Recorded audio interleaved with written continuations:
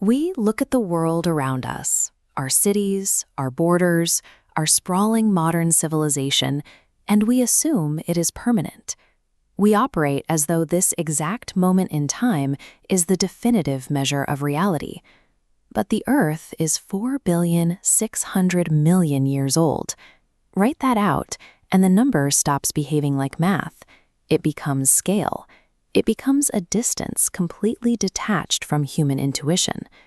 Against that vastness, everything we hold as important shrinks.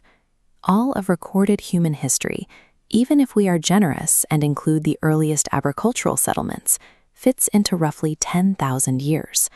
On the ledger of Earth's time, that is a rounding error.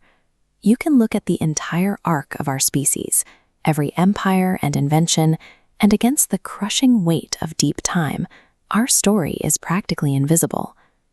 To make this scale actually comprehensible, compress the planet's history into a single 24-hour day. Midnight strikes, and the Earth forms.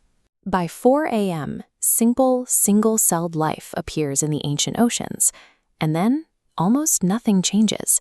For the vast majority of the day, the planet belongs entirely to invisible microbes, quietly shaping the chemistry of the world. No animals, no plants. It isn't until late in the evening, around 10:40 p.m., that the dinosaurs arrive. They dominate the planet for about 165 million years.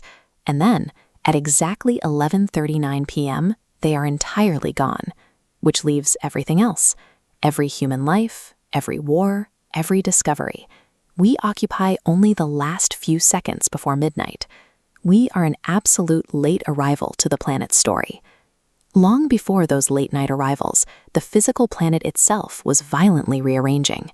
The ground we stand on is fluid over long enough timelines. 300 million years ago, all land was fused into a single supercontinent, Pangaea. Over millions of years, it fractured, breaking apart into the separate land masses of Laurasia and Gondwana. The Indian landmass broke away completely. It drifted across an ancient ocean for tens of millions of years, moving steadily toward Asia. 50 million years ago, it collided with the Asian continent. The kinetic force of two immense landmasses crushing together forced the Earth's crust aggressively upward. That massive tectonic collision ultimately raised the Himalayas. The world map we memorize in school is not a constant reality. It is a single, temporary frame in an ongoing geological moving film. Specific episodes in this deep past completely break our perception of climate and weather. One of these is the Carnian Pluvial episode. Around 234 million years ago, the planet experienced intense global rainfall. It did not stop after weeks or decades. It rained continuously for about 1 million years. Set that beside a generous human lifespan of a century, and the math is stark. That single, unbroken rainstorm lasted the equivalent of 10,000 human lifetimes.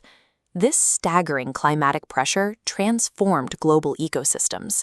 Entire forests spread, environments mutated, and in the wake of 1 million years of rain, new dominant species rose to prominence. The ultimate beneficiaries of those ancient ecosystem shifts were the dinosaurs.